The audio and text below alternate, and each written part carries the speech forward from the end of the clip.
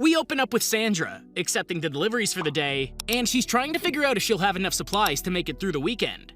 She doesn't appreciate the delivery man's tone when he addresses her like she's incompetent, but there isn't much she can feel like she can say in a situation like this. Where does this delivery guy get off on telling her how to do her job? Why does he even really care that much? He's acting like the money that's wasted from spoiled product comes right out of his own pocket. After the rude delivery man leaves, we cut to Becky as she makes her way to work, and we quickly see Officer Daniels as he yells at someone on a payphone.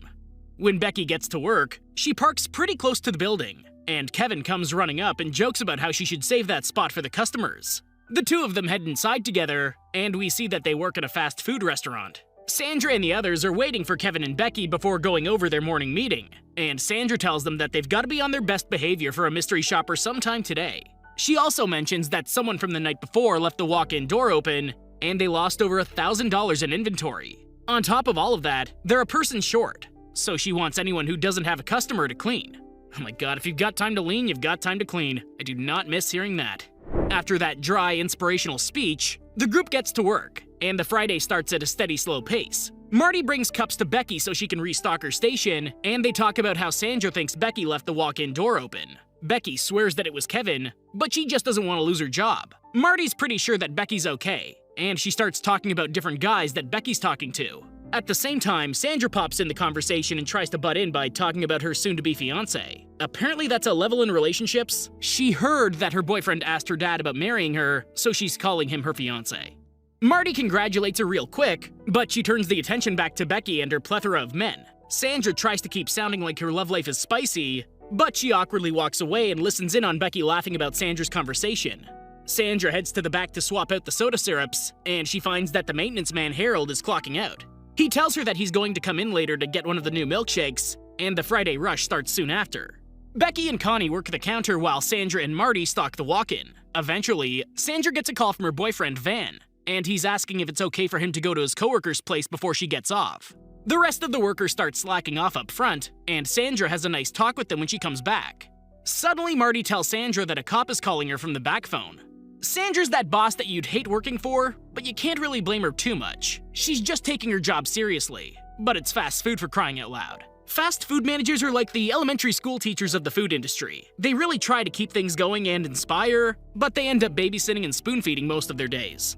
Sandra heads back to answer the phone, and Officer Daniels tells her that he has a victim present that says Becky stole money from her purse. He has units on their way as a part of a bigger investigation they're doing on Becky, but he's sure that he can count on Sandra to do her part to help. After hearing that, Sandra has Marty take over Becky's station, and she takes her to the back. Once they're in the back, Becky swears that she didn't do anything, but Daniels assures her that she has a witness to her doing it. After getting nowhere with Becky, he asks to talk to Sandra, who he asks to search Becky's pockets. First of all, no one sees it as a red flag that the police are calling and warning a potential suspect that they think they did something. They don't do that. Just wait for the units to show up and take her by surprise. And the only time they would drag a civilian like Sandra into the case is if it was a matter of life and death on a timer. A couple bucks from a purse isn't that. Daniels tells her that if she finds a phone, she needs to take it, and Sandra does just that. Next, they head to the employees' cubicles to check Becky's purse, and Sandra warns her that if something's happened, she's going to have to fire her on the spot. When they get back to the office, Sandra tells Daniels that she didn't find anything, and he tells her that she's just going to have to hold her in the office and keep helping him over the phone. Sandra hesitates for a moment, and she tells him that Becky hasn't really been an issue before. Daniels doesn't buy it though, and he tells her that if it turns out that Becky's innocent, he's the one that's going to take the hit, not her. He just butters her biscuits. He hit her where he knew that she would soak it all in. Responsibility, duty, almost heroic. Poor Sandra. When Sandra puts Becky back on the phone, she tries to tell him that she honestly doesn't know what he's talking about.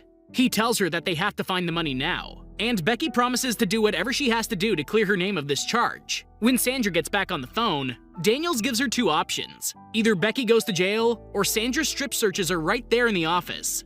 Sandra immediately tells him that she's not comfortable with that, but she gives the options to Becky so she can decide. Becky can't believe that those are her only two options, but she agrees to let Sandra strip search her. Becky requests to have Marty come in there to supervise, and Daniels eventually agrees. Daniels here literally sounds like a broken record. While Sandra goes to get Marty, Daniels just keeps telling her that this is the easiest route. That's doubtful. I'm really curious to find out where Daniels is. Is he still at the phone booth we saw him at earlier? Is he looking through a window somewhere? While Daniels talks to Becky, he mentions her older brother who's in trouble with the law, and Sandra gives Marty an idea of what they're dealing with.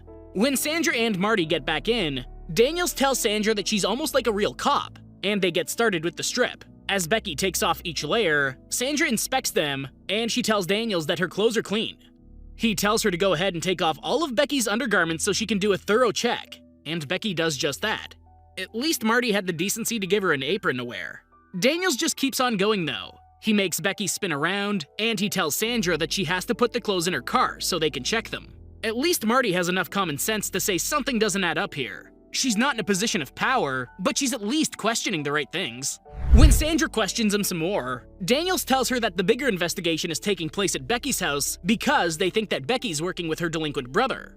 Daniels tells her that they're making it so Becky takes a plea deal to another case. Sandra takes the clothes out to her car, and when she comes back inside, she handles Kevin and the rest of the crew before going back to the office. When Sandra gets back to the office, she sends Marty back up front, and she tells Daniels that she's done what he asked. When she tells Daniels that she has to go back up front, he tells her that she needs to get a male to watch over her, and she goes to get Kevin. Why would you get her friend to watch over her naked? If she's at risk of fleeing, the last person you would want watching her is someone that would potentially aid her. This is poor planning. Where's, Julio? For a second, we see that Daniels is sitting in a house while Sandra goes to get Kevin. When Kevin gets taken to the back, he hops on the phone with Daniels, and Daniels gives him the rundown of the charges. Kevin tries to defend Becky, but Daniels doesn't have time to debate things with him. Daniels tells Kevin that he needs to inspect her now that he's in there, and Kevin can't believe what he's hearing. Kevin tells Becky what Daniels said, and Kevin tries to leave the office. He runs into Sandra, and Kevin tells her that he wants nothing to do with this process. Sandra hops on the phone, and Daniels tries to tell her that Kevin's unprofessional and not the right fit to watch Becky. This is a fast food restaurant. No offense to all the fast food workers out there, but Kevin's a prime example of the kind of person you don't want to give this sort of responsibility to. It's not like Daniels called another police station to watch a criminal. He asked Kevin to watch a naked Becky. You can only expect so much here. Daniels butters Sandra up some more, and he finds out that she's to be engaged. Daniels asks her to call Van to come help, and Van pops over to help. Daniels is at home making himself a sandwich. I feel like he's doing this just for the kicks to see how far he can go with it. He's just bored. When Van gets there, he's already had a few drinks in him, but Sandra gives him a rundown before putting him on the phone with Daniels. Sandra leaves to get everyone drinks, and Daniels asks Van some basic questions. Daniels tries to find out how much Sandra actually told Van, and he tells Van that he needs to inspect Becky himself. Daniels tells Van to take Becky's apron off, but he's not too sure about all of this. Sandra's the only one that's buying any of this at all. She's really going for that Employee of the Month award when this is all over with. She's really leaving her tipsy fiancé to be with this naked 19-year-old girl, and to top it off, Daniels is telling Van to make her do it. This is crazy. And remember, this is based on a true story. After Sandra leaves, Van lets Daniels talk to Becky again, and he really tries to convince her that she has to do whatever Van says. Eventually, Becky breaks, and she agrees to take off the apron for Van to inspect her. She hands the phone back to Van, and she takes off the apron. This is the biggest sign that Daniels is some sort of freak. He asks how big parts of her body are, and he tries to play it up as though they can be used as identifying marks. Did the witness see her chest? Is there other evidence to cross-reference this? No!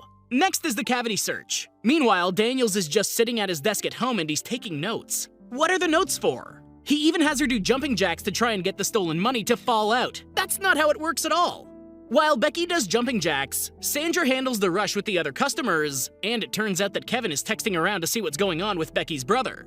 One of his friends actually tells him that her brother isn't even in town. When Sandra goes back to the office, she interrupts them while Van is conducting his search, but they cover up before Sandra sees them do it.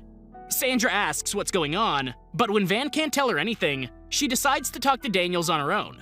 Daniels smooth talks her, and when Becky tries to tell Sandra that she can't do this anymore, Sandra rushes right by her. Once Van is alone with Becky again, Daniels gets a notification that he's only got 1 minute left on his phone card. He rushes upstairs to get another card, and he puts the code in just before his time runs out. I do not miss phone cards. Prepaid phones are not the way to go, unless you're committing a crime, obviously. Otherwise, why would a cop use a prepaid phone to conduct official business? By the way, there comes a time when you should question authority. Daniels wants Van to spank Becky for talking to Sandra the way she did. A police officer couldn't even do that if he was present. This is where you say no. Not only does Daniels tell Becky that Van's about to spank her, he tells her that she has to do something nice for him in return. No, at first, Becky's hesitant, but she eventually agrees to follow through. Van doesn't even seem too happy about it at the same time. Meanwhile, business goes on as usual during the Friday night rush, and Marty asks Sandra if she wants her to go back there to watch Becky when things slow down. Sandra says she'll think about it. They might want to hurry because Daniels has convinced Becky to please Van. Once she finishes, Sandra comes back with food for them, but she doesn't like how quiet everyone is. Van is done. I don't think Van will ever come back to that restaurant, ever look Becky in the eye again. And I'd be surprised if he follows through with proposing to Sandra. I know I wouldn't.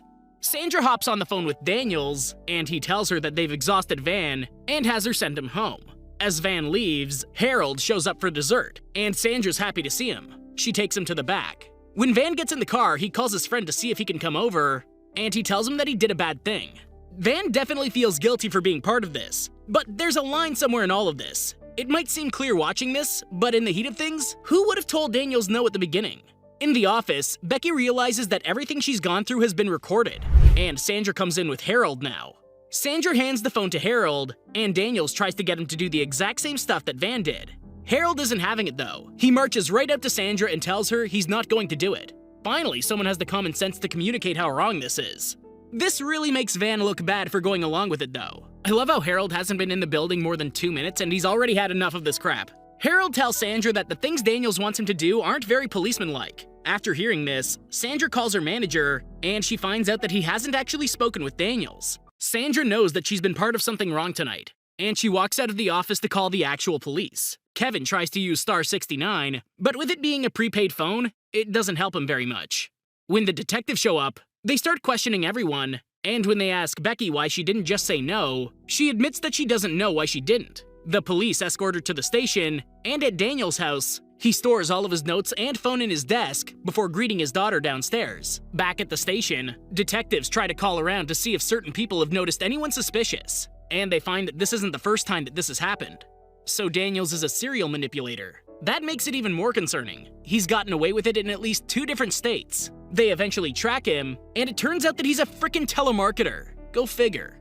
Meanwhile, Becky wants to sue Sandra, but her lawyer tries to get her to sue the corporation instead. It turns out that Sandra no longer works at the restaurant, and she hasn't talked to Van since the situation.